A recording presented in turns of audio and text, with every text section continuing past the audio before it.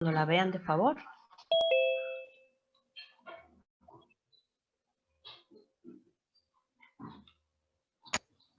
¿Ya la ven? Ya. Sí, doctora. Perfecto, gracias. Bueno, déjenme pongo...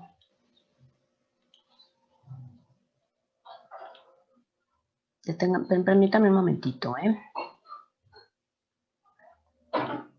Listo. Bueno, vamos a comenzar con la neurona a nivel molecular. Ahorita que vieron, bueno, creo que el día de hoy estuvieron viendo un poco acerca de la sinapsis con la doctora Ángela, no sé si es correcto. Sí. Entonces, sí, ella debió de haber tocado algunos puntos importantes, no sé si recordó las partes de la neurona, que es una neurona y todo esto, pero bueno, vamos a recordarlo para que estemos todos en el mismo canal, ¿no? En primer lugar, vamos a hablar, pues, qué es una neurona, súper sencillo, es una célula completamente diferente a todo lo demás, a todas las células, es porque es altamente especializada. Y ahorita vamos a ver cuál es una de sus características más importantes. Y pues, recordando también que son la unidad funcional del sistema nervioso. O sea, para que pueda funcionar todo el sistema nervioso, son importantísimas las neuronas, ¿no? Y están prácticamente formados o conformado todo el sistema nervioso por neuronas. No hay más. Bueno, y otro tipo de células nerviosas que forman la neuroglía, que también, no sé si ya vieron ese tema. Creo que sí, ya lo vieron. Que alguien que me diga si ya vieron neuroglía. ¿No? Todavía no. Ok, No. De acuerdo, no me voy a meter mucho en esto, pero bueno, son otro tipo de células también que conforman, o sea, las neuronas, ahorita vamos a ver cómo son y supongo que ya saben más o menos cómo son, pero la neuroglía es como el resto de lo demás, ¿no? Porque no nada más son puras neuronas, sino también hay otro tipo de células que están conformando todo el sistema nervioso. Entonces, ahorita nada más nos vamos a especializar con la neurona, que es ahorita la principal, ¿no? En primer lugar, vamos a ver que tienen varias características y por eso lo hacen altamente especializada. Una de las primeras es que tienen una excitabilidad eléctrica. ¿Qué quiere decir esto? Que pueden responder a estímulos y estos estímulos lo van a convertir en un potencial de acción. Estos términos ahorita los vamos a definir para que queden más claros. En primer lugar, vamos a hablar de qué es un estímulo, ¿no? Porque, por ejemplo, tenemos las células sanguíneas. Su función, pues, es transportar oxígeno, transportar nutrientes, combatir enfermedades, tapar alguna herida que haya, que son las plaquetas, y así, si nos vamos, las células reproductoras, pues tienen la función de reproducir, de unirse y producir un nuevo organismo, y así, todas, las de la piel, las de los ojos, todas las células tienen su función en particular, pero estas son muy importantes precisamente por esto, porque tienen una excitabilidad eléctrica, tienen esta peculiaridad. ¿Y cuáles son los estímulos a los que va, o qué es un estímulo más bien? Vamos a ver que un estímulo es cualquier cambio en el medio que tú tengas y que sea lo suficientemente importante para iniciar un potencial de acción, ¿no? O sea, es un cambio que hay en lo que nos rodea o incluso internamente hay un cambio, porque acuérdate que siempre todos nuestros niveles tienen que estar en equilibrio, tienen que estar constantes, a esto se le llama homeostasis, pero cuando hay un desequilibrio, cuando hay un cambio, entonces esto es un estímulo. Entonces, estas neuronas responden a estos estímulos. Ahora, lo que van a hacer es que van a generar o van a iniciar un potencial de acción. ¿Qué es un potencial de acción? Bueno, un potencial de acción es lo que conocemos como un impulso nervioso. Nada más que más, no tan coloquialmente como un impulso nervioso, se le llama potencial de acción. Y un potencial de acción es una señal eléctrica que se va a dirigir o va a viajar a lo largo de toda la superficie de la membrana de una neurona. Ahorita vamos a analizar cómo es la estructura de una neurona y vamos a hablar ya a nivel molecular, que es precisamente lo que nos concierne, para que entendamos muy bien por dónde va a viajar este potencial de acción.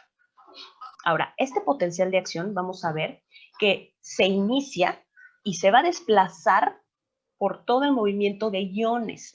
Tiene que ver mucho con estas cuestiones químicas de los iones, como por ejemplo son el sodio, el potasio, el cloro, el calcio, ¿no? Hay muchísimos tipos de iones que van a estar viajando y van a viajar por el líquido extracelular y por el interior de la neurona, que sería el citoplasma. ¿Por dónde van a estar viajando estos iones? A través de canales iónicos. Como su nombre lo dice, son canales que van a pasar exclusivamente iones. Pero van a ser iones específicos, no va a ser cualquier ion. Van a ser iones específicos que ahorita vamos a conocer y van a estar estos canales iónicos en toda la membrana plasmática. Ahorita los vamos a conocer. ¿Sale? Entonces, estas son las características principales de las neuronas. Por eso es que son tan diferentes, tan importantes y tan especiales, ¿no? Son realmente algo como increíble que pueda pasar eso, ¿no? Cómo es que podemos pensar, cómo podemos razonar, cómo podemos sentir o reaccionar a algún estímulo. Entonces, es gracias a las neuronas por esta peculiaridad que tienen. ¿Sí? ¿Hasta aquí dudas? Bueno, ahora vamos a recordar las partes de la neurona para poder entender bien todo esto. Aquí tengo un esquema de la neurona. Es un poco caricaturesco, por así decirlo, pero se me hizo que se acerca un poquito más a la realidad y como cualquier célula, tiene su cuerpo celular, pero aquí en la neurona le vamos a llamar más bien soma. Así es que cuando yo me refiero al soma, me refiero al cuerpo celular. Es todo lo que tiene formita de estrella, ese es el soma, ¿sí? Ahora, este soma en su interior, como todas las células, tiene su núcleo con su información genética, su ADN. Obviamente también tiene su citoplasma. Este citoplasma, acuérdate que es el relleno, es la parte interna de las células en donde se van a encontrar los organelos celulares. Y aquí se encuentran también todos los organelos que conocemos. La mitocondria, retículo endoplásmico, aparato de Golgi, o sea, todos los organelos están incluidos aquí en el citoplasma, ¿no? No porque sea una neurona no las van a tener. Al contrario, también las tienen que tener, por ejemplo, incluso muchas mitocondrias. ¿Alguien me puede recordar cuál es la función principal de las mitocondrias? Producir energía. Producir ATP. Producir ATP, producir energía. Y si estamos hablando de que la neurona va a transmitir energía y eléctrica, pues necesitamos a las mitocondrias, pero por números, ¿no? O sea, tiene que haber bastantes mitocondrias. Ahora, una de las características que diferencia a las neuronas de otras células es que tienen unas proyecciones en su cuerpo, en su soma, chiquitas, van a ser numerosas y pequeñas y van a tener muchas ramificaciones que se llaman dendritas. Estas dendritas al final se van a estar comunicando con otras neuronas y una neurona no nada más se comunica con una neurona, sino se comunica con un montón de neuronas o incluso con células de la neuroglía para que puedan transmitir la información, que no es otra cosa más que un impulso nervioso. ¿Sale? Ahora, cuando vemos y analizamos a la forma que tiene una neurona, vamos a ver que las neuronas tienen también una proyección bastante larga, ¿no? Que es la que vemos aquí abajo. A veces encontramos neuronas que tienen una proyección larga o a veces que tienen dos, pero no más. A diferencia de las dendritas, los que siguen, que ahorita les digo cómo se llaman, llega un punto en el que se van a empezar a formar de ahí, en esta parte del citoplasma, en donde se empieza a salir esta proyección más larga, se le llama cono axónico, ¿sí? O también se le llama zona gatillo, más adelante lo vamos a ver, y si les menciono zona gatillo, hago referencia a este cono axónico. Les digo en donde ya se va a empezar a formar este axón, que es precisamente esta proyección larga que les menciono. El axón es una proyección bastante larga, por donde va a pasar el impulso nervioso, siempre va a ir en una dirección, va a ir del cuerpo de la neurona hacia el final del axón. Por ahí se va a transmitir todo el impulso nervioso. Ahora, como estamos hablando de que hay electricidad que va a estar desplazándose por este axón, vamos a encontrar que hay unas células, que son estas azules, se llaman células de Schwann, pero que están forradas de un como aislante. Es como si tú tuvieras un cable por donde está pasando electricidad. Necesitas reforzarlo con algo para que la electricidad no se salga. Entonces, estas células que estamos viendo aquí tienen un recubrimiento que se llama vaina de mielina, precisamente para poder recubrir este axón y que la electricidad permanezca aquí adentro. Obviamente ayuda a todo el impulso nervioso y lo vamos a ver más adelante. Al final de toda esta acción, de este axón, perdón, vamos a ver que también se ramifica formándose todas estas terminales axónicas. Estas terminales axónicas se pueden unir o pueden llegar o comunicarse con otras neuronas o con algún músculo, por ejemplo, o algún lugar en particular, como por ejemplo a lo mejor los ojos, la lengua, en donde hay receptores. Entonces, estas terminales axónicas van a llevar generalmente el impulso a un punto específico, te digo, ya sea que a lo mejor se comuniquen con otra neurona o que se comuniquen, que lleguen a un músculo y gracias a que se comunican con ese músculo tú puedes responder, tú puedes actuar porque estimula ese músculo y tú agarras el vaso, tú pateas la pelota, tú quitas la mano porque te quemaste, etc. ¿De acuerdo? Ahora, este esquema, te digo, es muy general, muy básico, muy simple, pero si ya lo vemos más detenidamente, un esquema un poco más real, vemos que así son las neuronas.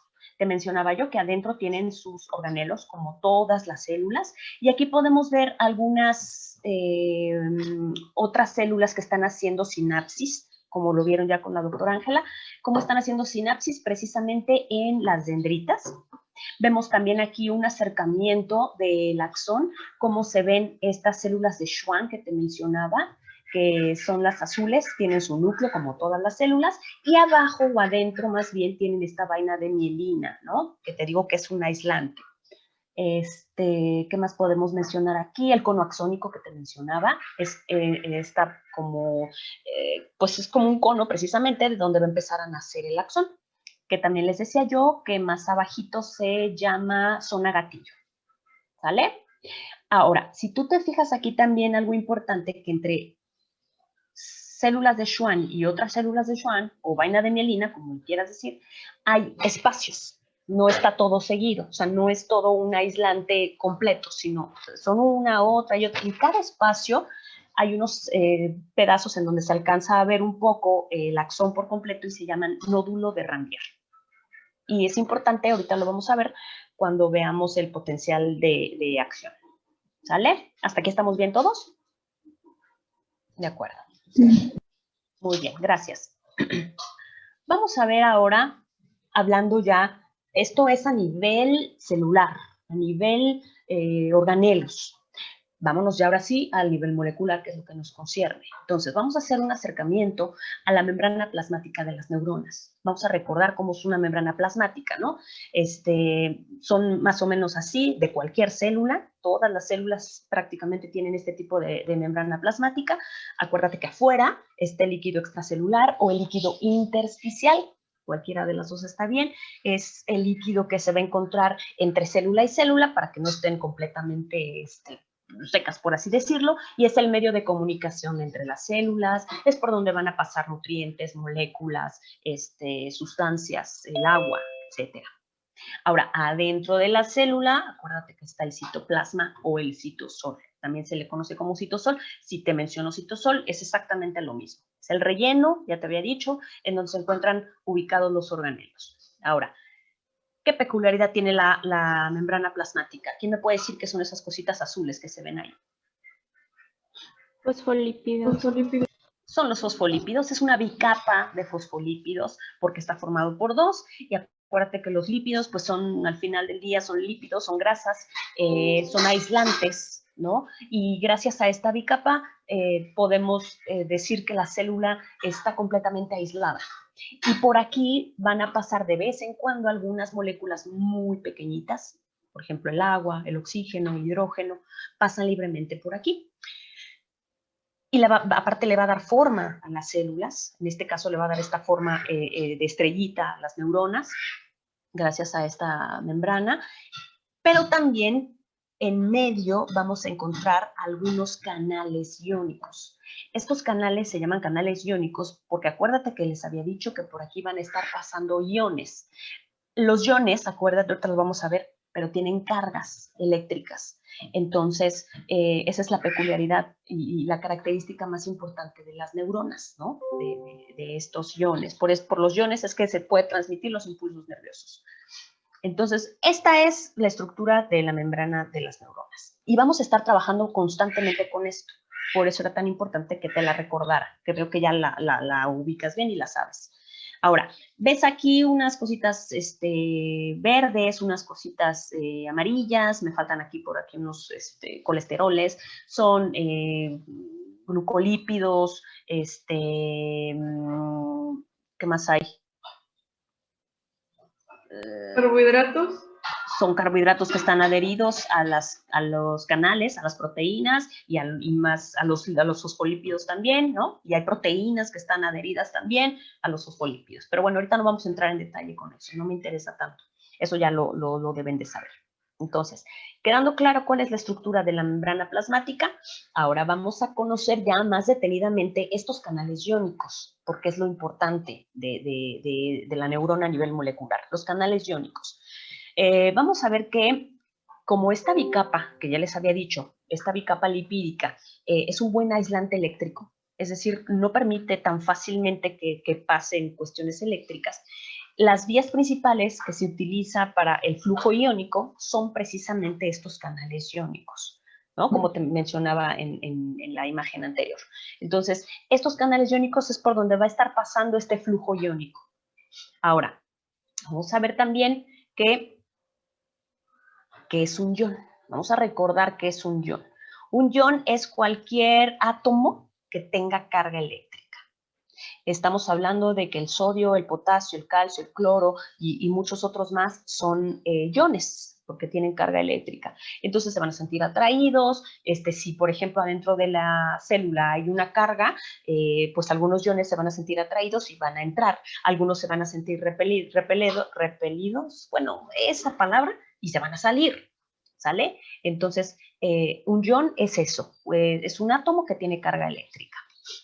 Entonces, ahora, estos canales iónicos de los que te estoy hablando no son otra cosa más que proteínas. Si recuerdas tus clases de biología molecular, las proteínas son estructuras bastante complejas. Hay algunas proteínas que tienen una forma fibrosa y otras globulares. Estas son globulares por su estructura química y estas proteínas van a estar permitiéndole a los iones que puedan estar pasando, entrando y saliendo de la célula. Aquí tenemos algunos ejemplos de estas proteínas, ¿no? Del sodio, del potasio, del calcio, la bomba de sodio y potasio, etc. ¿Sale? Ahora, siguiendo con esto de los canales iónicos, vamos a ver que cuando estos canales iónicos no siempre están abiertos. Vamos a regresarme tantito, me voy a regresar un poquito. Estos canales iónicos apareciera ahí que están abiertos siempre, ¿no? Y que pueden entrar y salir los iones cuando se les da la gana. Pero en realidad es que no. En realidad es que hay una como tapa, ¿no? En este caso le vamos a llamar una compuerta que le ayuda a estos canales a abrirse y a cerrarse, dependiendo, ¿no? No cualquier ion puede pasar por cualquier canal. Hay iones específicos, o más bien hay canales específicos para ciertos iones. Y estos canales o estos iones van a seguir el gradiente de concentración. Algunas moléculas, y casi siempre van en donde hay más, se van a donde hay menos. Casi siempre así es la forma, ¿no? Entonces aquí, por ejemplo, podemos ver cómo están estos canales iónicos y se están pasando por medio de ellos ciertos iones específicos. Ahora, lo que te estaba diciendo es que los iones se van a mover desde áreas en las que se encuentra en mayor concentración a regiones de menor concentración. ¿Para qué? Para que haya un equilibrio. Entonces, cuando pasan así de forma natural, por ejemplo, el agua, no sé, a lo mejor el oxígeno, hidrógeno, pueden pasar de forma natural, ¿no? Por los fosfolípidos para equilibrar a la célula. Pero hay ocasiones en las que tienen que ir en contra del gradiente de concentración y ahorita vamos a hablar de esto, ¿no? Más adelante. Ahora, tenemos que algunos iones eran positivos y otros negativos. Entonces, estamos hablando de que los que son positivos se llaman cationes Estos cationes o estos iones que tienen carga positiva se van a desplazar, hacia zonas con cargas negativas. Acuérdate que siempre van al contrario, porque polos opuestos se atraen. Así es que los que son positivos se van hacia el negativo y por el contrario, los aniones, que son los negativos, que tienen carga negativa, se van a dirigir hacia áreas donde hay carga positiva. ¿Sí? Esto sí lo recuerdo, ¿no? Son clases de química y nada más era para recordarlo. Muy bien. ¿Vamos bien hasta aquí? ¿No tienen dudas? De acuerdo. Ahora, perfecto. Gracias. Vamos a conocer los que hay 4 tipos de canales iónicos. Estos 4 canales iónicos van a ser completamente específicos por diferentes cosas. Por ejemplo, tenemos los canales pasivos, los canales dependientes de ligandos, que estos van a depender de algo, su nombre lo está diciendo. Hay canales accionados mecánicamente, también el nombre nos está diciendo que se van a accionar mediante algo mecánico. Y finalmente tenemos canales dependientes de voltaje. Esto quiere decir que el nombre nos está diciendo que van a necesitar una carga de voltaje para que puedan activarse o desactivarse también. ¿Sí? Ahorita vamos a ver cada uno de estos canales para que los conozcamos, los ubiquemos y sepamos qué hace cada uno. Entonces vamos a empezar primero con los canales pasivos. Una pregunta, ¿están anotando? No sé, ¿eh? Sí. Ok, de acuerdo. Muy bien.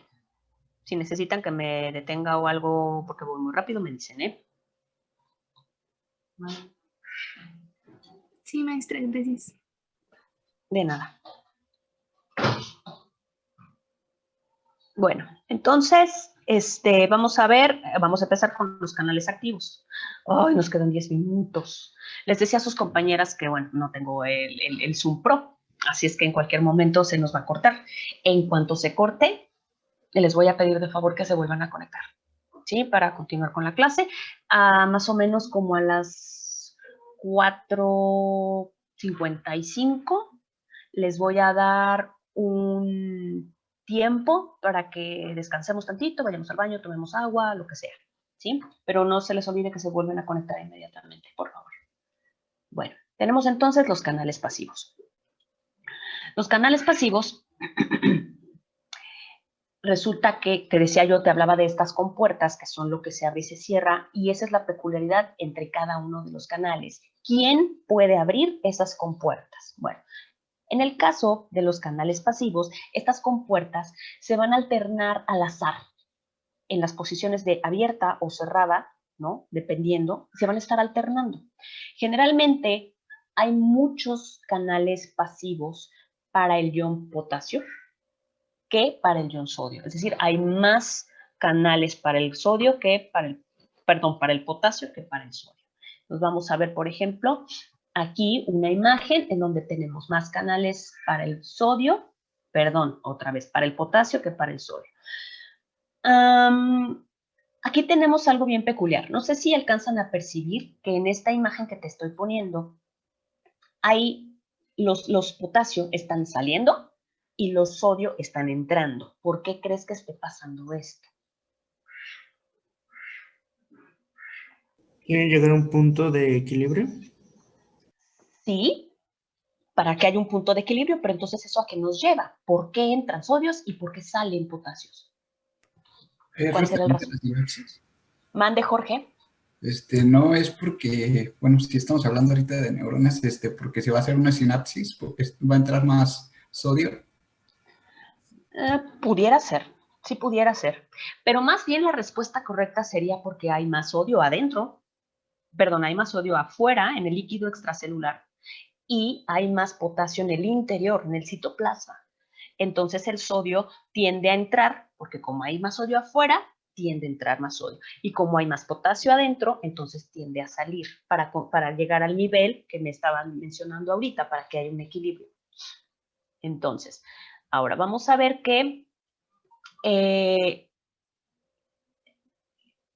la permeabilidad que tiene la membrana para el potasio es mucho más alta que para el sodio, lo que te decía, por esta situación de que hay más sodio afuera en el líquido extracelular que en el interior.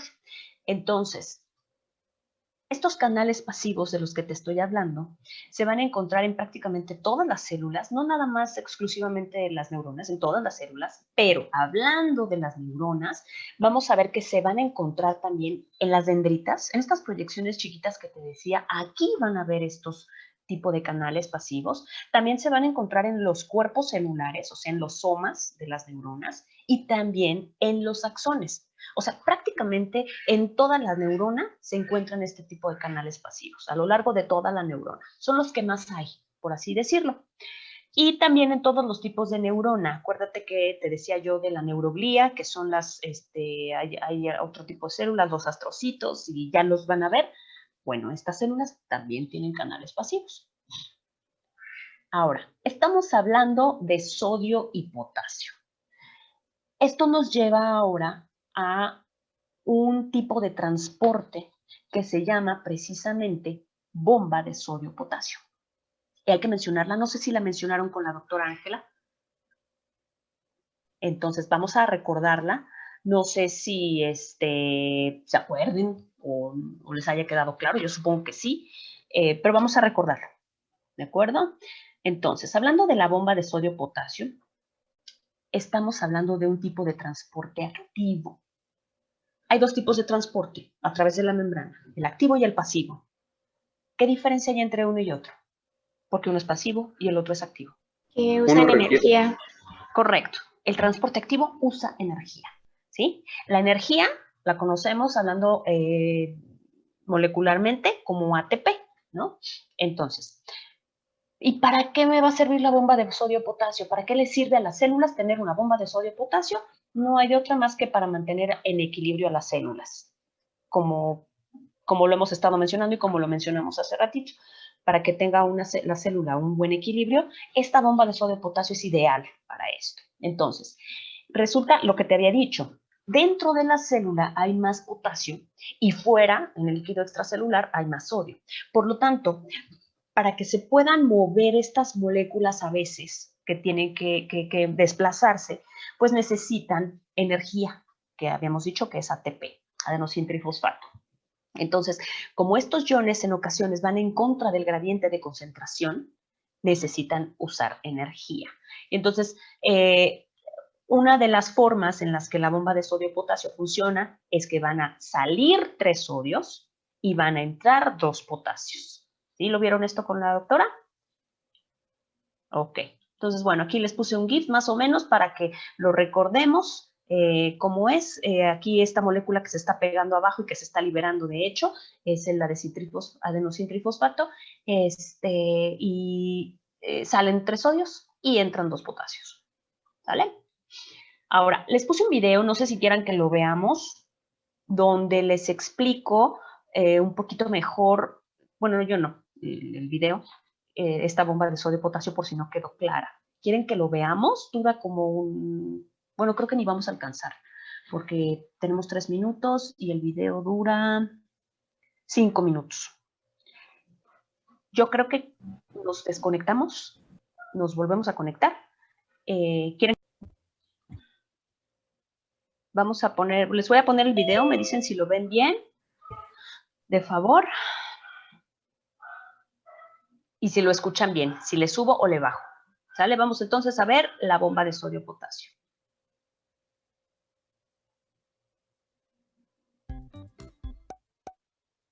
Aquí tienes los puntos que expondré en el video y el momento en el que inician para que puedas desplazarte directamente hacia cualquiera de ellos.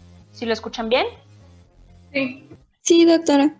Las tareas más importantes de la célula es mantener un ambiente saludable en su interior. Esto requiere controlar las concentraciones intracelulares de iones, gases disueltos y compuestos bioquímicos.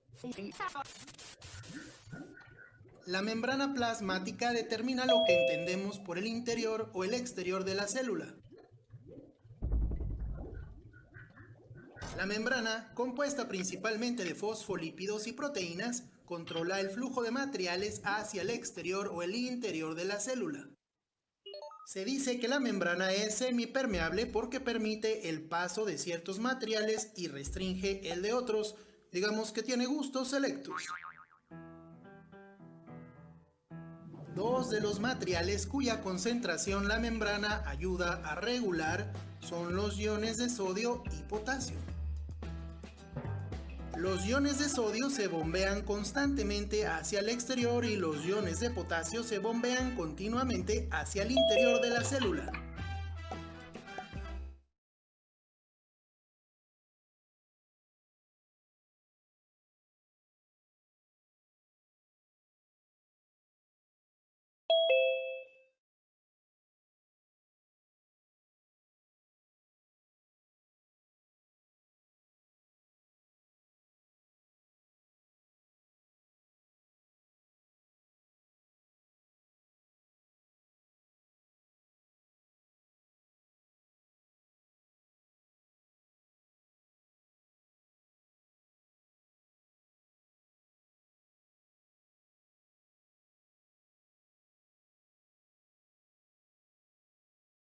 Identificamos como la bomba de sodio-potasio.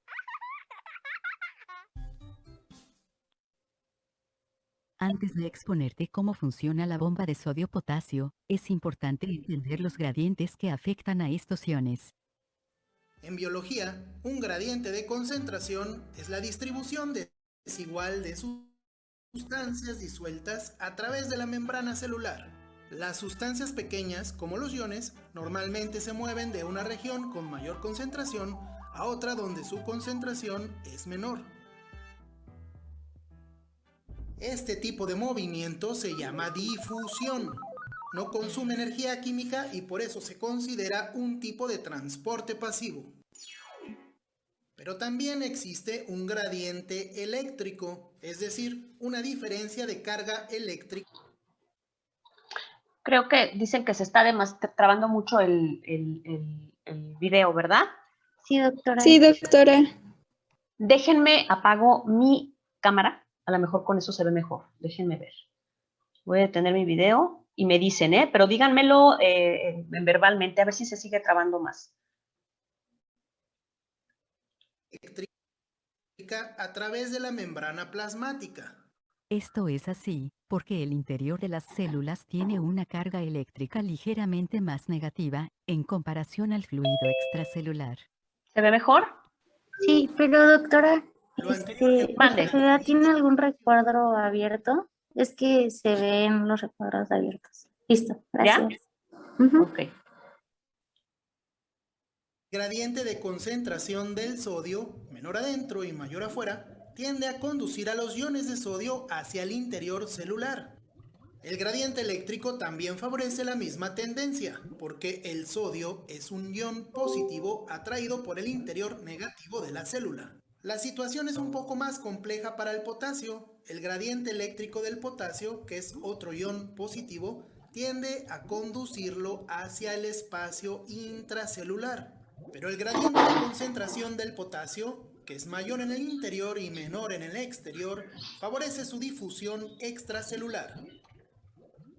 La combinación de un gradiente eléctrico y un gradiente de concentración que afecta la difusión de los iones se conoce simplemente como gradiente electroquímico. Para lograr un ambiente saludable en su interior, la célula debe mantener una mayor concentración de potasio y una menor concentración de sodio con respecto al exterior. La célula requiere energía para mover sustancias en contra de un gradiente de concentración o en contra de un gradiente electroquímico. Por eso, el trabajo de la bomba de sodio-potasio se considera un tipo de transporte activo. Ahora sí, veamos cómo funciona la bomba de sodio-potasio. La bomba de sodio-potasio consiste esencialmente en una proteína portadora llamada sodio-potasio ATPasa. En cada ciclo, la sodio-potasio ATPasa altera su forma para extraer 3 iones de sodio e introducir 2 iones de potasio en la célula. El ciclo o proceso consiste de 6 pasos. La bomba está orientada y abierta hacia el interior de la célula. En esta conformación, la bomba tiene afinidad por los iones de sodio y captura hasta 3 de ellos. En este punto, la bomba hidroliza o degrada una molécula de ATP. Esto significa que un grupo fosfato del ATP se une a la bomba y el ATP se convierte en ADP como producto secundario. La bomba cambia de forma debido a su unión con el grupo fosfato y entonces se reorienta abriéndose al espacio extracelular. En esta configuración la bomba pierde el gusto o afinidad por los iones de sodio y estos se liberan. Ahora la bomba prefiere los iones de potasio y cuando pesca dos de ellos, el grupo fosfato se libera de ella. Sin el grupo fosfato, la bomba retoma su forma original y se abre nuevamente al interior de la célula. Recuerda que en esta forma la sodio-potasio ATPasa tiene más afinidad por los iones de sodio, así que los iones de potasio se liberan en el citoplasma celular e inicia otro ciclo de bombeo.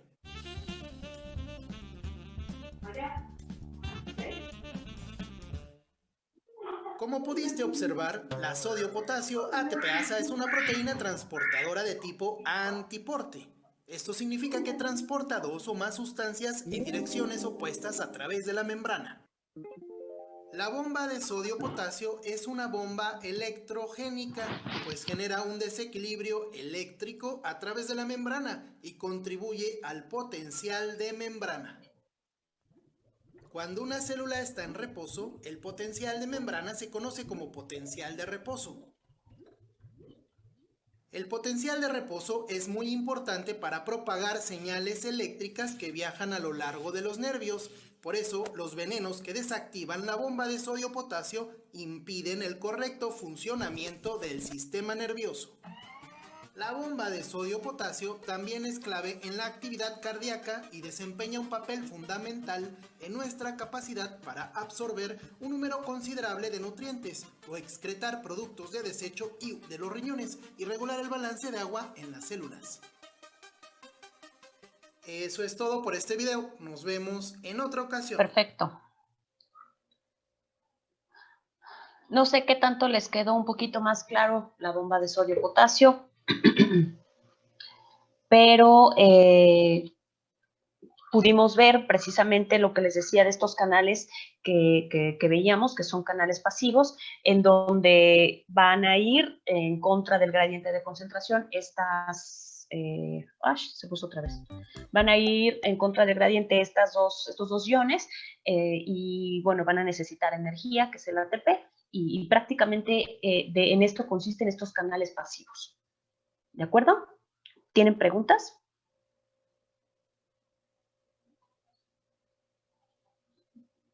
Creo que no. De acuerdo. Ahora, vamos a continuar con los siguientes canales. Los siguientes canales eran los canales dependientes de ligandos. ¿A qué se refiere esto?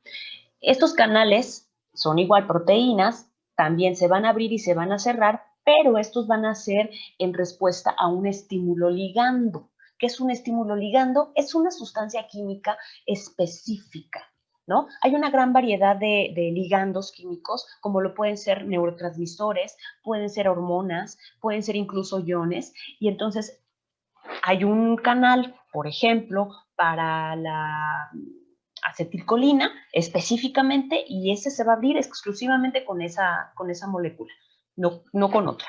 Entonces, son como moléculas específicas.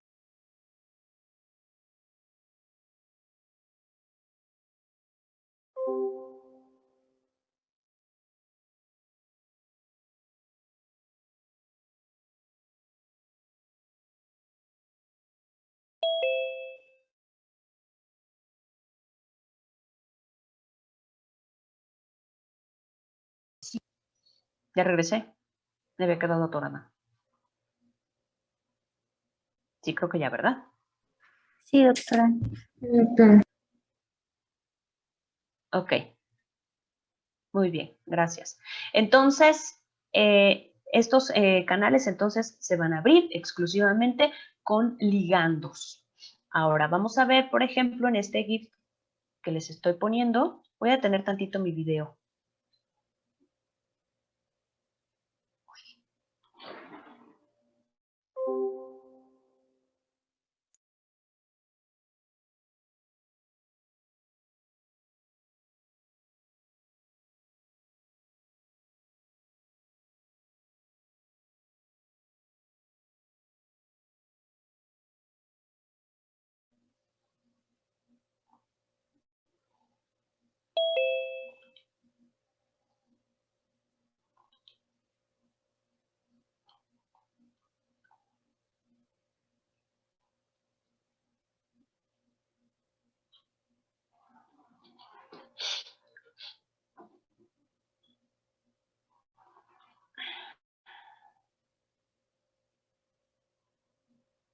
Ya me escuchó. Sí, doctora. Ay, qué Sí. horror, perdón, se me está atorando horrible esto. Tiene unos recuadros en su pantalla.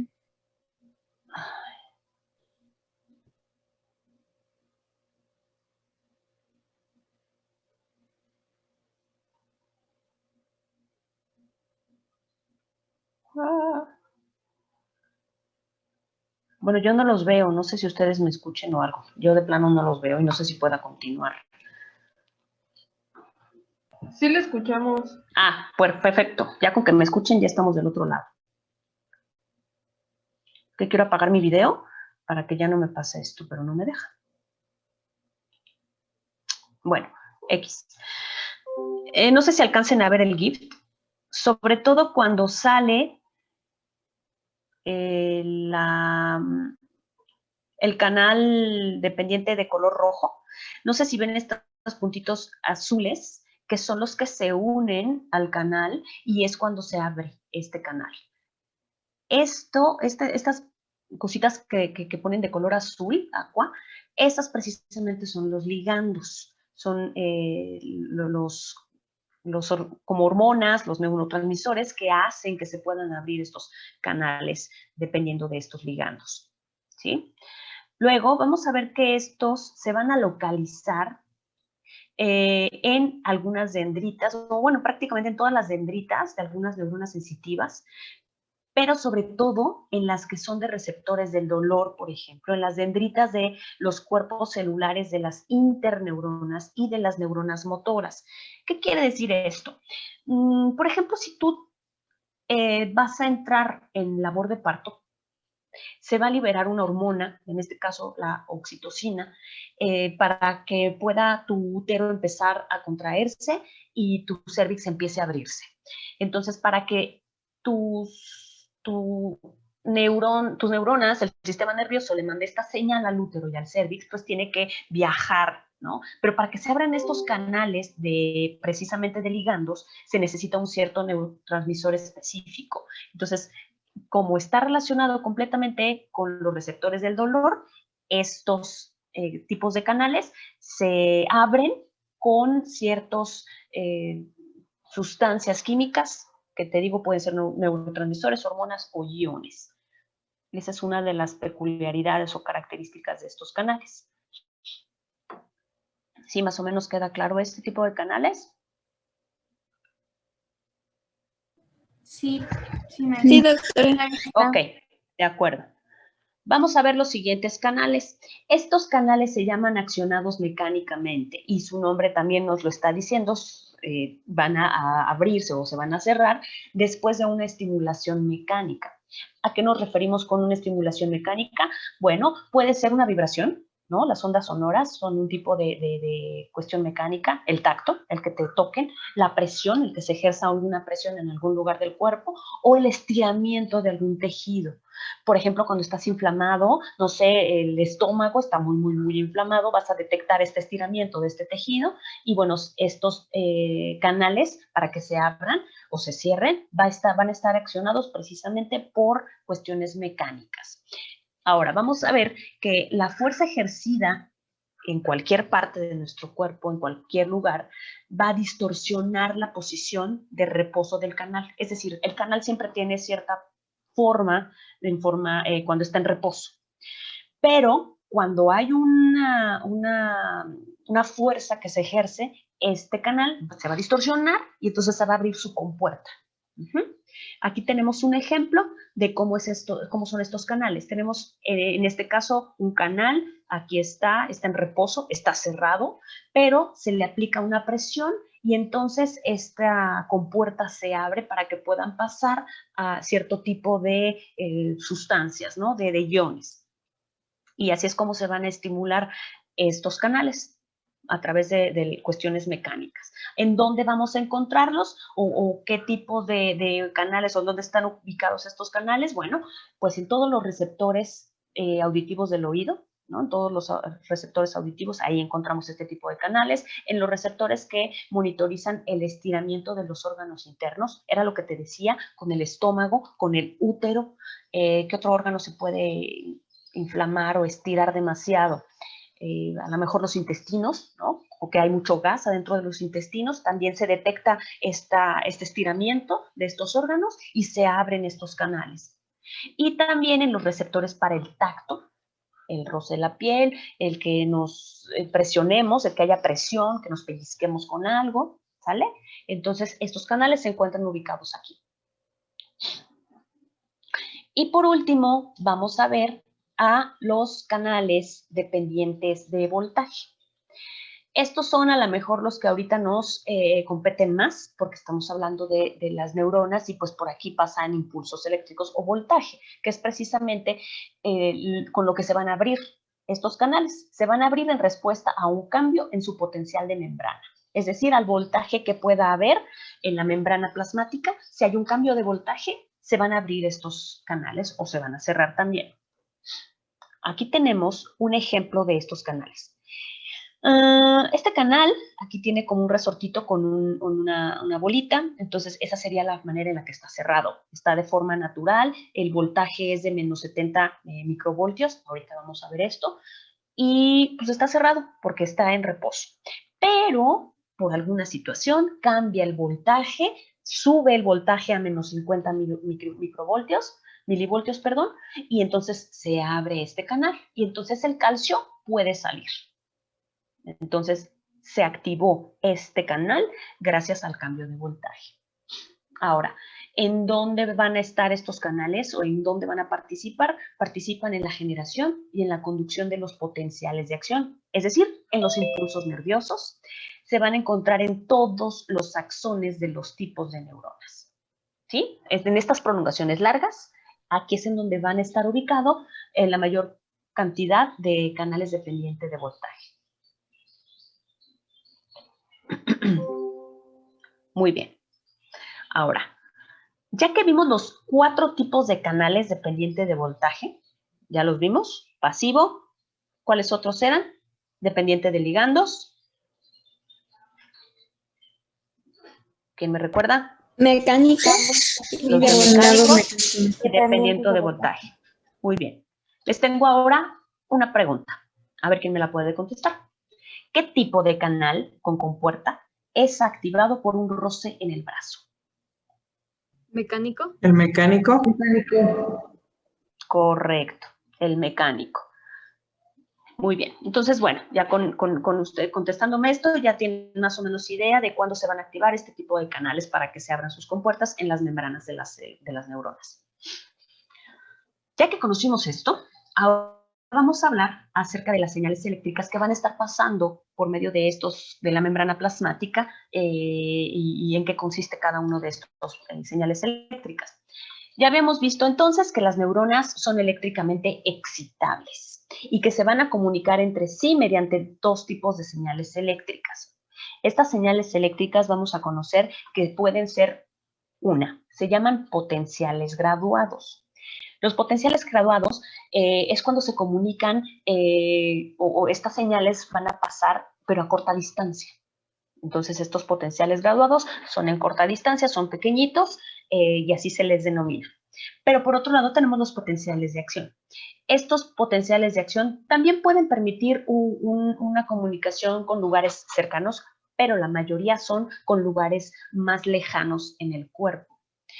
Es decir, este potencial graduado, por ejemplo, podría suceder cuando entra un ion, o muchos iones entran al soma de la neurona, porque está cortito, ¿no? Está en corto, la dendrita está pegada al soma o el soma entra al soma y listo, ya llegó. Pero si tuviera que pasar por todo lo largo del axón, a lo mejor el axón es tan largo, tiene que llegar a un lugar muy lejano, estamos hablando entonces que aquí hay un potencial de acción. No sé si me explico. El potencial graduado, entonces, podríamos poner de ejemplo un potencial que hay en el soma de la neurona, porque está entrando por medio de estos canales un ion del exterior o de otra neurona que se está comunicando y está entrando directamente al soma y está en corto. Pero si esta señal eléctrica tiene que viajar por todo el axón y a lo mejor el axón es muy largo, tiene que llegar a algún músculo, estamos hablando de que ya hay potencial de acción porque es un lugar más largo. ¿Sí?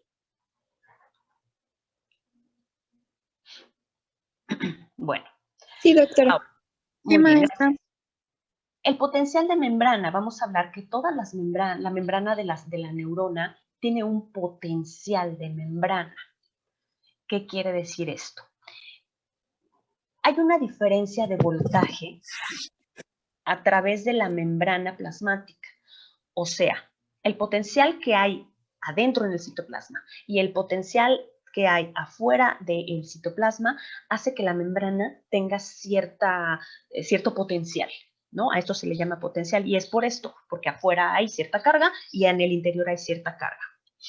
Ahora, vamos a encontrar que si nosotros pudiéramos meter dentro de la membrana plasmática, medir el voltaje, vamos a encontrar que el potencial de la membrana va entre los menos 60 y los menos 90 milivoltios. Pero escuchen, estoy hablando negativamente. Entonces, esto quiere decir que este potencial de membrana es electronegativo, ¿sí? Porque estamos hablando en valores negativos.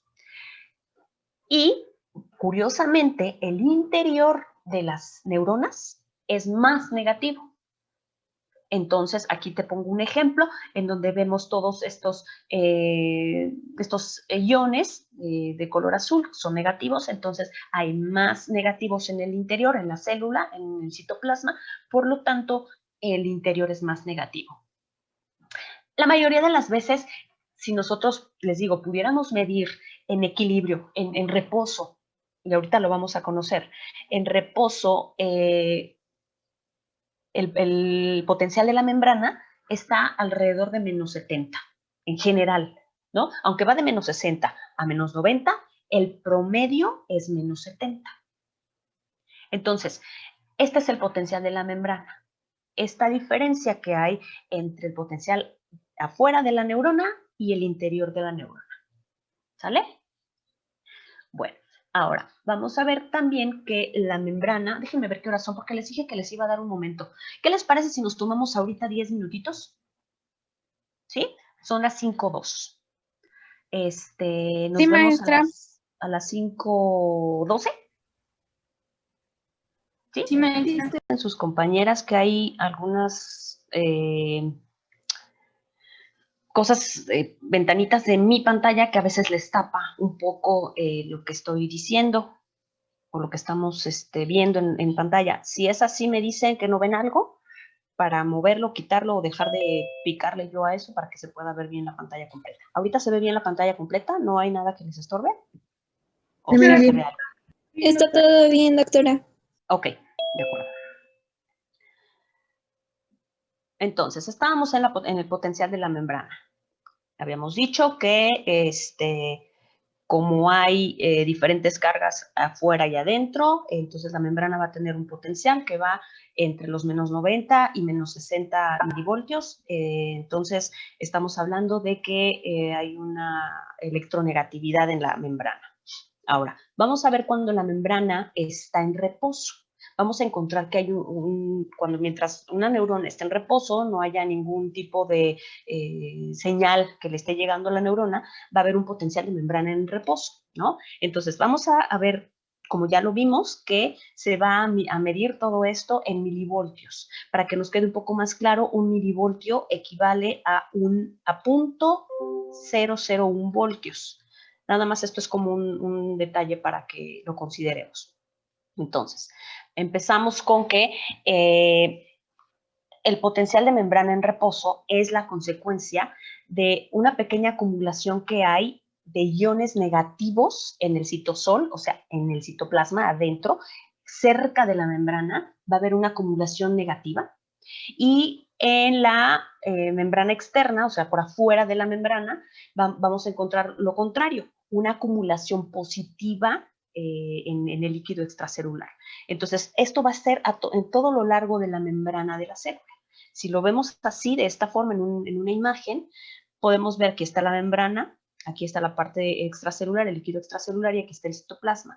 Entonces, cerca de la membrana, fíjense cómo en el líquido extracelular hay una carga positiva, se acerca, y en la parte interna es una carga negativa.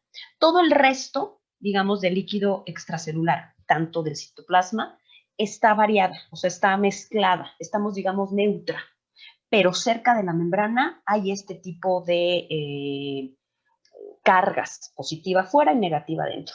Entonces, esto estamos hablando de que esta célula, esta membrana de estas neuronas está en reposo.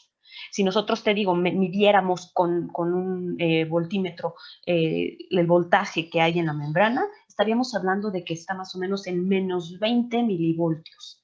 Y estamos hablando de que está en reposo. ¿Sale? Así es que una neurona está en completo reposo de esta forma. Ahora, ¿qué pasaría si cambia este voltaje, tanto en la parte interna como en la parte externa? Vamos a encontrar que hay un potencial graduado. Este potencial graduado dentro de esta membrana es una pequeña desviación del potencial de membrana, de lo que acabamos de ver.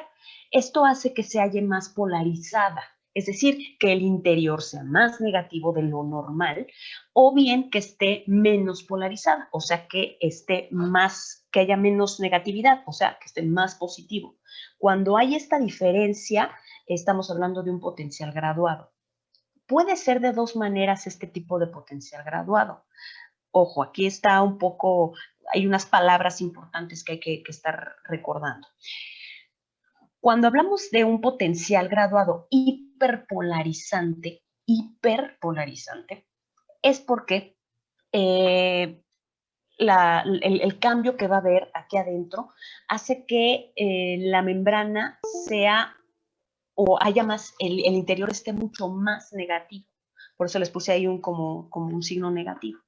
Entonces, cuando dentro de la membrana, cuando en el citoplasma, digamos así, hay más negatividad, se llama o se le dice que hay una hiperpolarización. Por el contrario, cuando la respuesta que hay o el cambio que hay hace que el interior esté menos polarizado, o sea, que haya más carga positiva, estamos hablando de que se llama despolarización, o este potencial graduado, es despolarizante. ¿Sí? Está medio complejo, ¿no? Los nombres, pero bueno, el caso es que hiperpolarizante es cuando la parte interna está más negativa y despolarizante es cuando la parte interna, o sea, el citoplasma, está más positivo. Ahora, vamos a ver en dónde ocurre esta situación de potencial graduado, porque no ocurre dentro de toda la neurona, solamente va a pasar o va a suceder este potencial graduado en las dendritas y en el soma de la neurona, solamente en esa parte.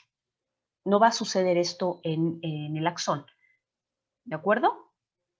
Ahora, encontré unos videos bastante buenos, donde nos explican con más detalle esto del potencial graduado y el que sigue, que se llama potencial de acción, y me gustaría ponérselos. Obvio, si se ven que se traba, de todas formas se los estoy poniendo en la presentación.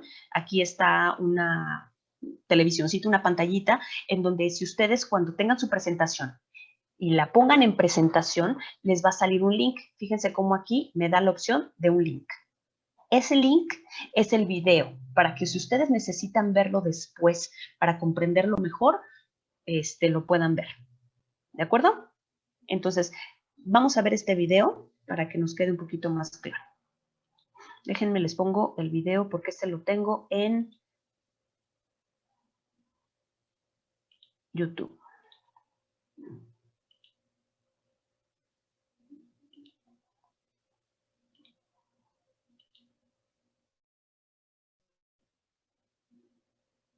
Se los voy a dejar así pequeñito para que no se trabe. Igual y voy a apagar mi cámara también para que no se atore. Pero cualquier cosa me dicen. Si les falla algo que no vean, me dicen. Si se oye bajito, también me dicen. Es un lugar muy peligroso. Nunca te acerques a la superficie. Todo lo bueno es...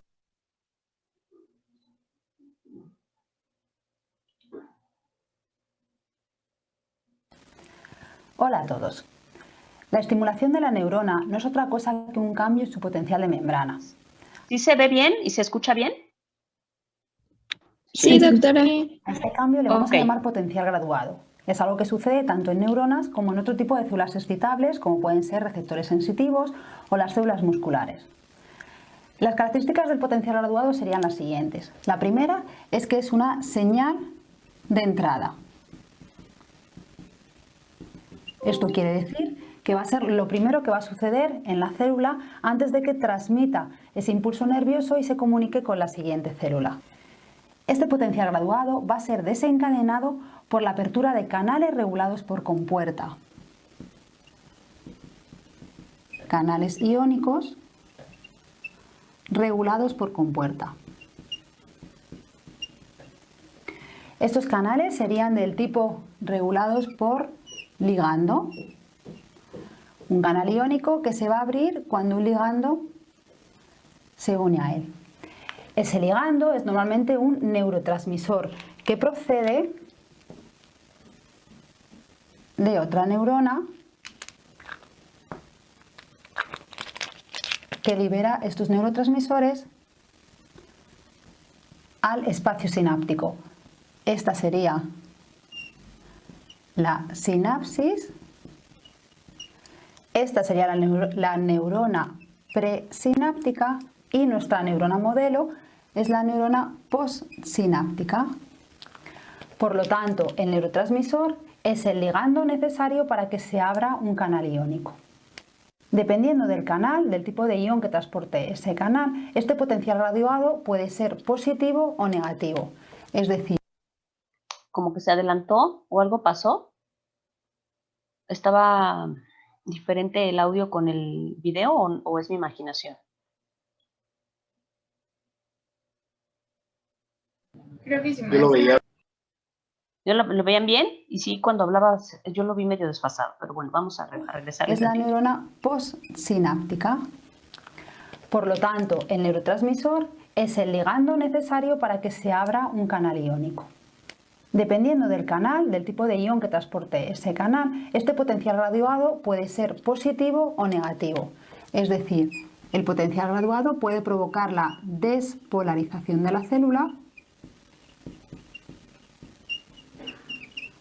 Sería el caso de que se abriesen canales para el sodio. Los canales regulados por compuerta para el sodio provocarían la entrada inmediata de iones sodio movidos por su fuerza electromotriz y esto haría que el potencial de membrana fuese algo más positivo. Vamos a representar el potencial de membrana para entenderlo más fácilmente. Si esto es el voltaje medido en milivoltios y establecemos un potencial de membrana en reposo de menos 70, por ejemplo,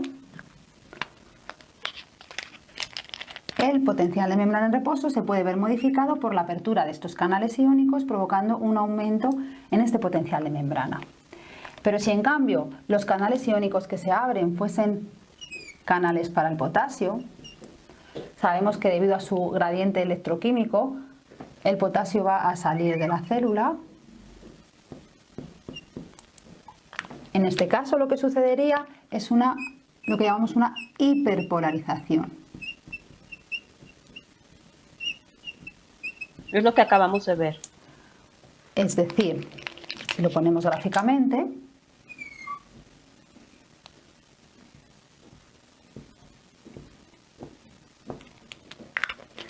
en este caso la pérdida de iones potasio estaría llevando a la hiperpolarización de la célula. Lo mismo sucedería si se abren canales para el cloro. El cloro, movido por su gradiente de concentración, entraría en la célula y haría que ésta se hiperpolarizase.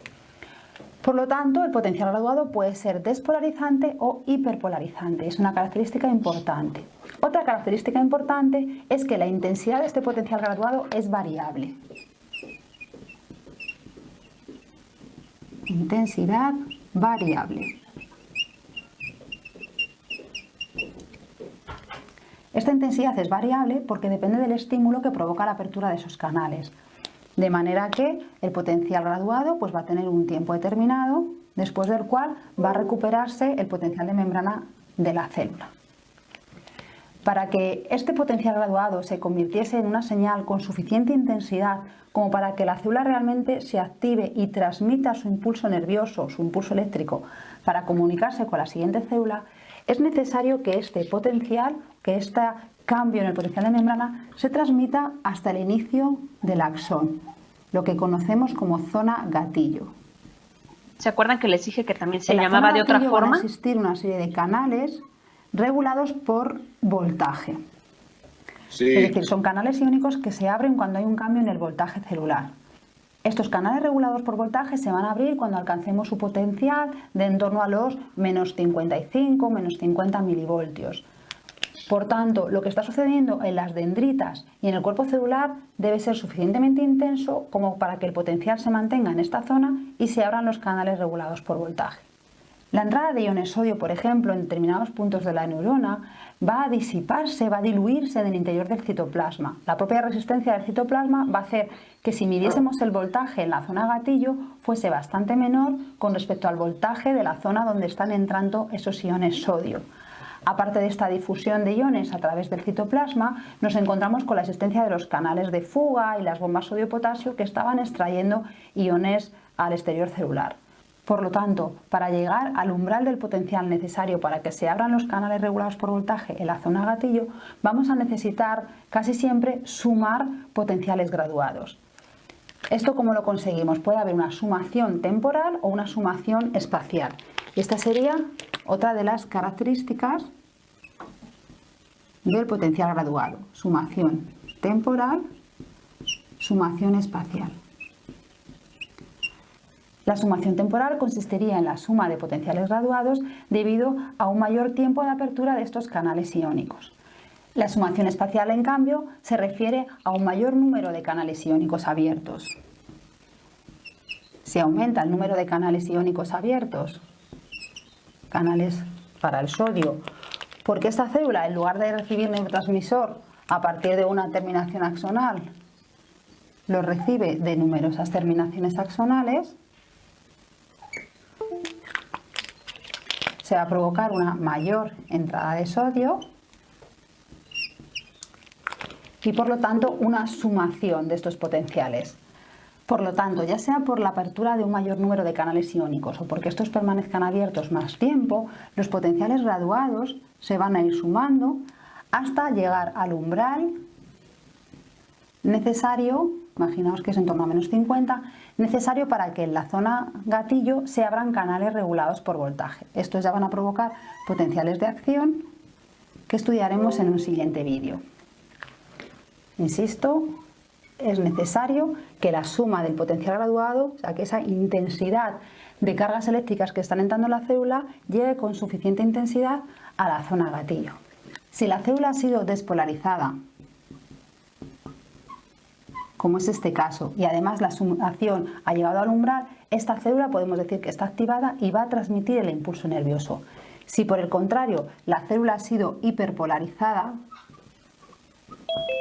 recuerdo que esto sería por la salida de iones potasio o la entrada de iones cloro, la célula tendría mucho más difícil llegar al umbral y por tanto estaría inhibida, estaría mucho más lejos de poder transmitir una señal nerviosa.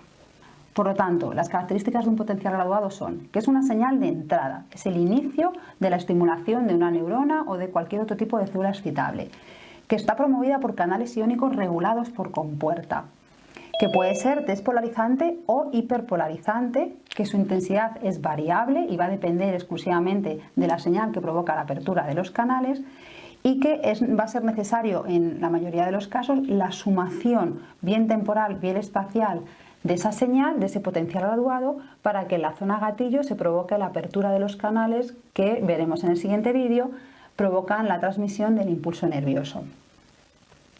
Espero que esté... Listo. No sé si les haya quedado claro lo que acaba de explicar ella. Bueno, espero que le haya puesto atención. Lo que estábamos viendo de este potencial o lo que menciona la doctora que lo está explicando es que solamente se da, y ya lo habíamos visto, solamente se va a dar en el cuerpo de la neurona, en el soma, en la membrana del soma y en las dendritas. Entonces, cuando empiezan a llegar impulsos, se abren estos canales y hace que entren más iones al cuerpo de la neurona, se haga más hiperpolarizante, o sea, se haga más negativa la parte, digo, más positiva la parte del soma, y esa acumulación de todos esos iones que están entrando tiene que llegar a un punto. O sea, pueden entrar señales, pueden ir entrando señales a la neurona, pero si no son lo suficientemente grandes, entonces en la zona gatillo, que también les dije que se conocía como cono axonal, no se van a empezar a abrir los canales del axón y entonces no va a pasar el impulso nervioso. ¿Esto qué quiere decir hablando ya más como tangiblemente? No sé, por ejemplo, a lo mejor te pellizcas tantito y no pasa nada, ¿no? Como que se empieza la neurona a excitar, empiezan a entrar señales a la neurona, a las neuronas de que algo está pasando, pero no es lo suficientemente grande el pellizco, por así decirlo, como para que se mande una señal, un impulso nervioso. Sin embargo, si el pellizco es muy fuerte, si por ejemplo te quemaste, te pellizcaste con la puerta, hay tanta entrada de iones, esto pasa en cuestiones de milisegundos, o sea, ni siquiera lo percibimos. Entonces, entran todos estos iones con esta información, porque se viaja toda la información a través de todas las neuronas que se están comunicando por medio de sinapsis, y entran a las neuronas que van a transmitir esa señal, entran estos iones, entonces ahora sí se transmite este impulso eléctrico, que eso se llama ahora de otra forma, es el potencial de acción, que ahorita vamos a ver. Entonces este potencial graduado que se acumuló en el cuerpo de la dendrita, de la neurona, va a hacer que se abran entonces los canales en el axón para que se pueda transmitir el impulso nervioso. Pero a esto ya se le llama de otra forma, a este ya se le va a llamar impulso de acción. Mientras está en el cuerpo de la neurona, este potencial graduado no se va a transmitir el impulso nervioso hasta que haya una acumulación bastante importante. ¿Sí? ¿Sí me explico o no? Sí. Muy bien. Sí. Entonces vamos a continuar con este potencial.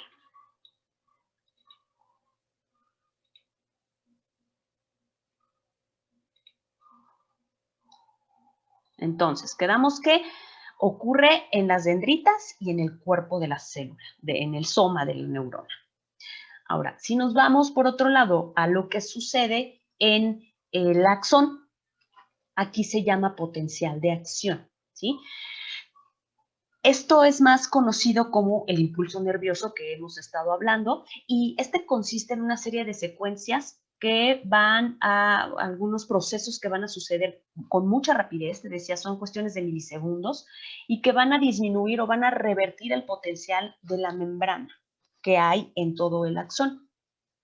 Este se produce en la membrana del axón, como te estaba mencionando, y cuando la despolarización alcanza cierto nivel, se denomina umbral. La doctora lo mencionó, el umbral es cuando llega como al límite, llega a un punto en donde realmente es significativo como para que el impulso pueda pasar por ahí.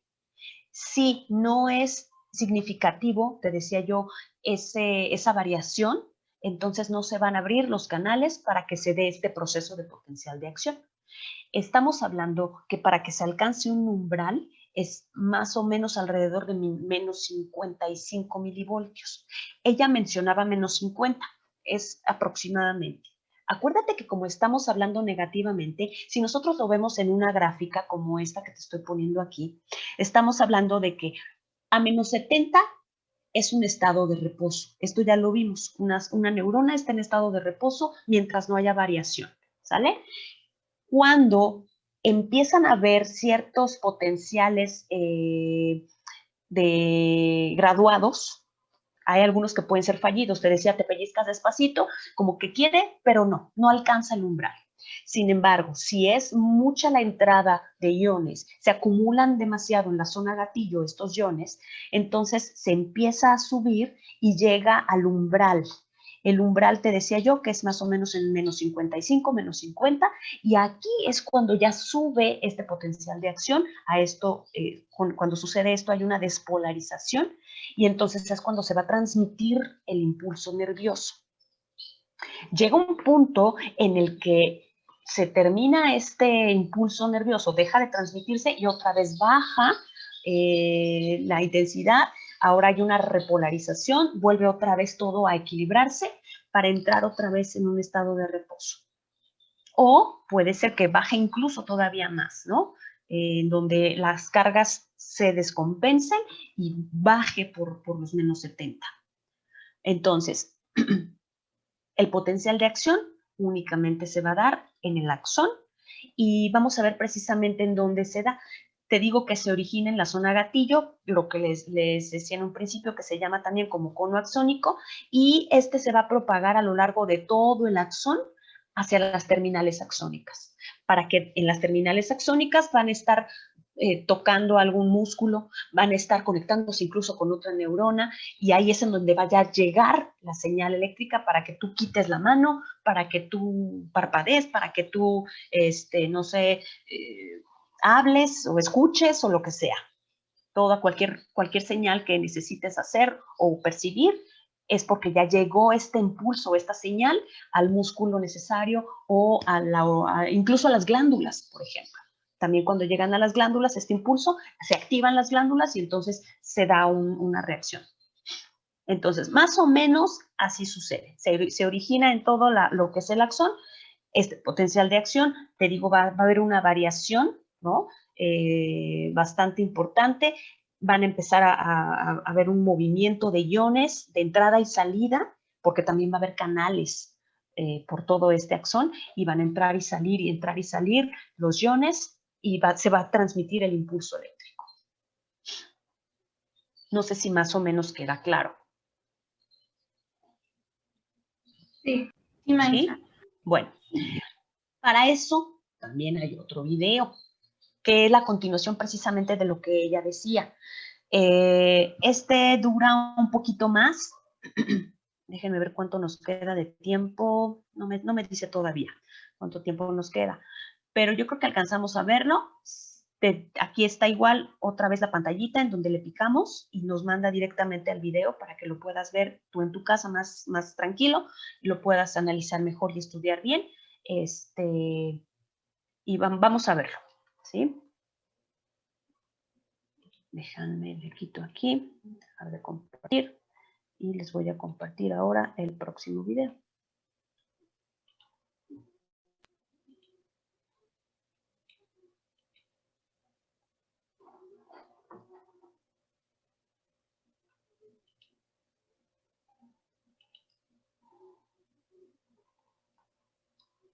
Según yo ya lo tenía listo y que no salieran los anuncios, y van a seguir saliendo. Pero bueno, ni modo. El traje trae consigo Ya nos echaremos los anuncios.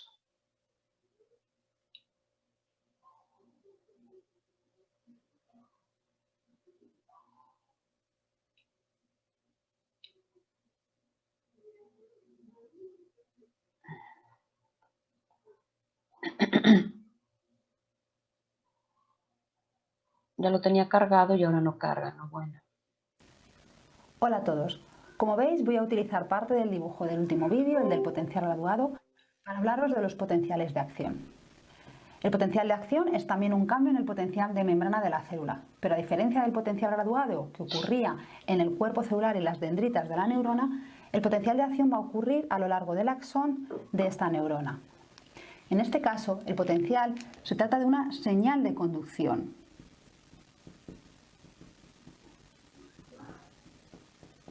Es una señal que se va a transmitir a lo largo del axón, a diferencia del potencial graduado, que era una señal de entrada. Como ya anticipamos en el anterior vídeo, además, el potencial de acción es desencadenado por la apertura de canales regulados por voltaje.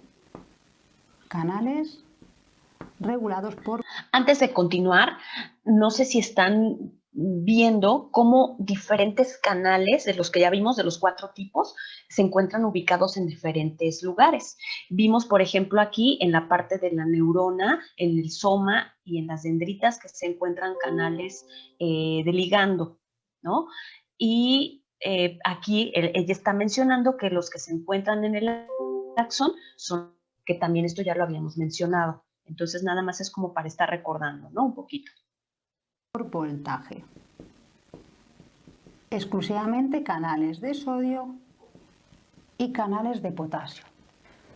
Vamos a situar aquí los canales. Tendríamos, como ya he dicho, canales para el sodio y canales para el potasio. Las características moleculares de estos canales van a ser determinantes en las propiedades del potencial de acción. El canal para el sodio tiene dos tipos de compuertas. Tiene una compuerta de activación, que ahora vamos a dibujar cerrada, y una compuerta de inactivación, que mientras que la célula está en reposo se mantiene abierta. En el caso del canal de potasio tiene simplemente una compuerta de activación. Al tratarse de canales regulados por voltaje, vamos a poner un símbolo para recordar que son regulados por voltaje, la apertura de sus compuertas de activación va a depender de que el interior de la célula donde están situados alcance un umbral determinado. Si recordáis del anterior vídeo, vamos a representar aquí el potencial de membrana, como siempre, en milivoltios. Si tenemos un potencial de membrana de menos 70 y el umbral de apertura de estos canales, pongamos que está en los menos 50, partiríamos de un potencial de membrana en reposo de menos 70 y la entrada, por ejemplo, de iones sodio promovida por la apertura de canales regulados por ligando en las dendritas o el cuerpo celular, como vimos en el anterior vídeo, podría provocar la despolarización de este potencial de membrana. Para que se abran las compuertas de activación de estos canales, necesitamos que esa despolarización tenga suficiente intensidad como para llegar en la zona gatillo al umbral de los menos 50. Recordad que para eso necesitábamos en muchos casos sumar potenciales graduados. ¿Vale? Estos serían potenciales graduados que se van a sumar. Veis que se abrirían los dos motivados por este umbral. Lo que sucede es que la apertura de los canales de sodio ocurre antes en el tiempo que la de los canales de potasio. Podríamos decir que estos canales son lentos con respecto a los de sodio. Por lo tanto, como hemos dicho, si alcanzamos aquí, vamos a poner el umbral de menos 50 milivoltios, se va a producir la apertura de la compuerta de activación del canal de sodio. ¿Esto qué va a provocar? Pues como ya sabemos, movidos por su fuerza electromotriz, los iones sodio entrarían en la célula. En este caso, entrarían en el axón de la célula. Se va a producir una rápida entrada de iones debido a su gran fuerza electromotriz que va a llevar a un aumento rápido del potencial de membrana. A este paso se le llama despolarización.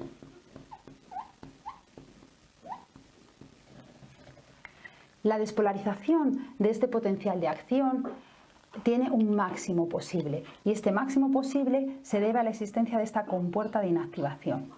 Cuando el potencial de membrana alcanza en torno a los más 30 milivoltios,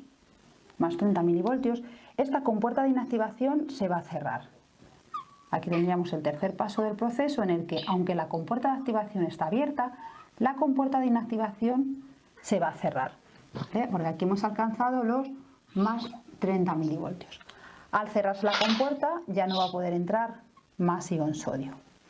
Esto coincide además en el tiempo con la apertura de los canales de potasio. Si se abren canales de potasio, movido por su fuerza electromotriz, sabemos que el potasio sale de la célula. En este momento, por tanto, al no entrar iones sodio y comenzar a salir iones potasio, se produce un descenso en el potencial de membrana en esa zona de la célula, formando la segunda fase del potencial de acción conocida como repolarización.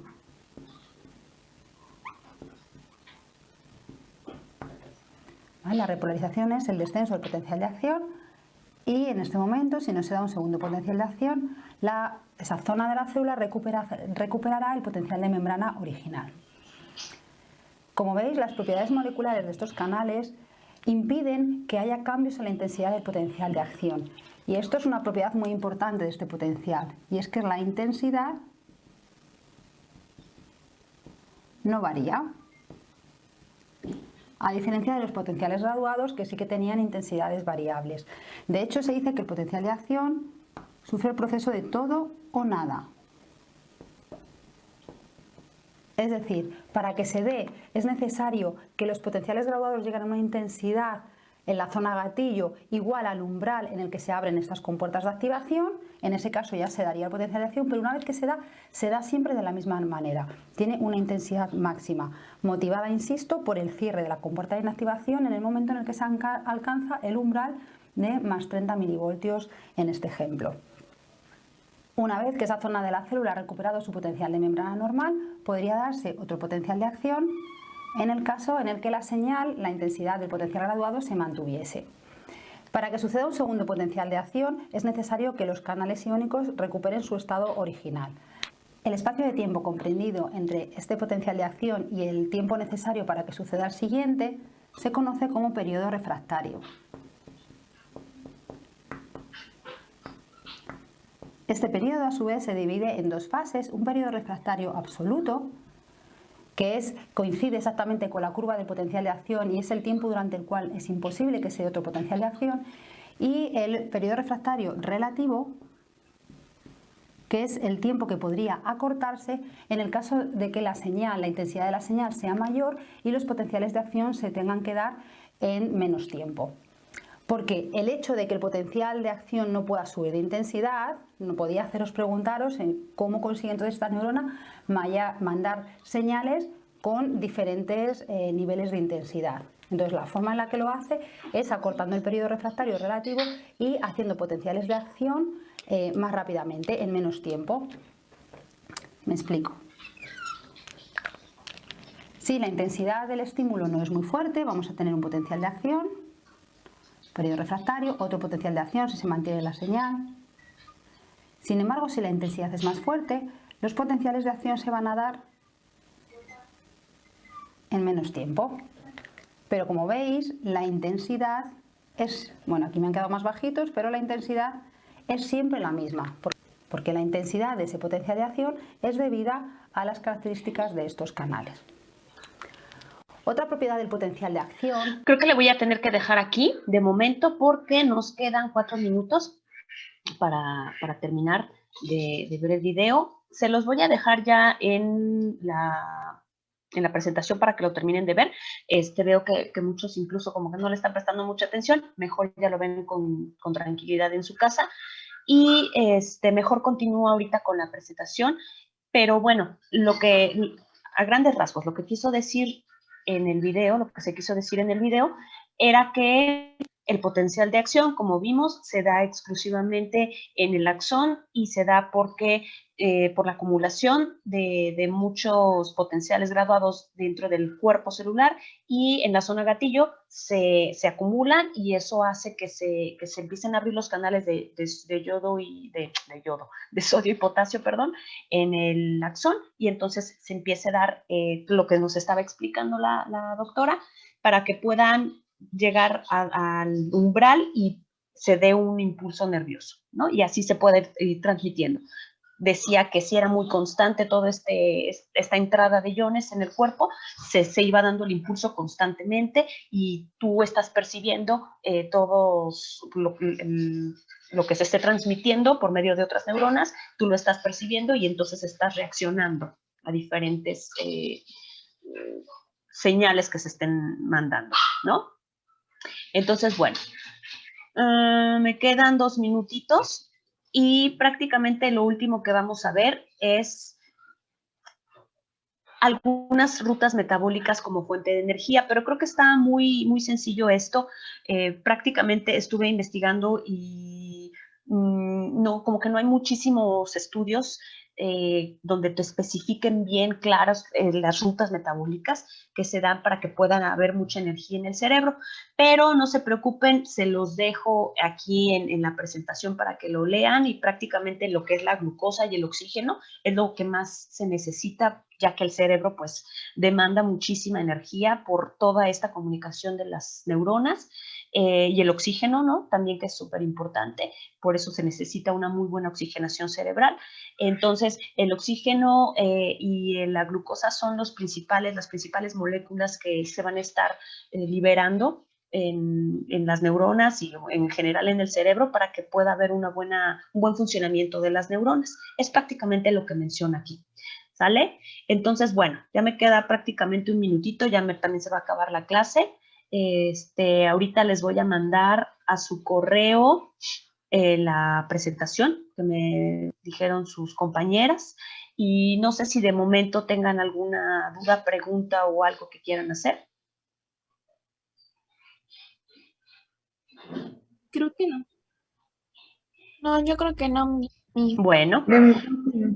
Ok, de acuerdo. Si llegaran a tener alguna duda cuando estén estudiando, cuando estén repasando o algo así, no duden en escribirme. Ya ahorita que vean mi correo cuando les mande yo la presentación, me pueden escribir con toda confianza para que les pueda yo dar bien, bueno, resolverles sus dudas.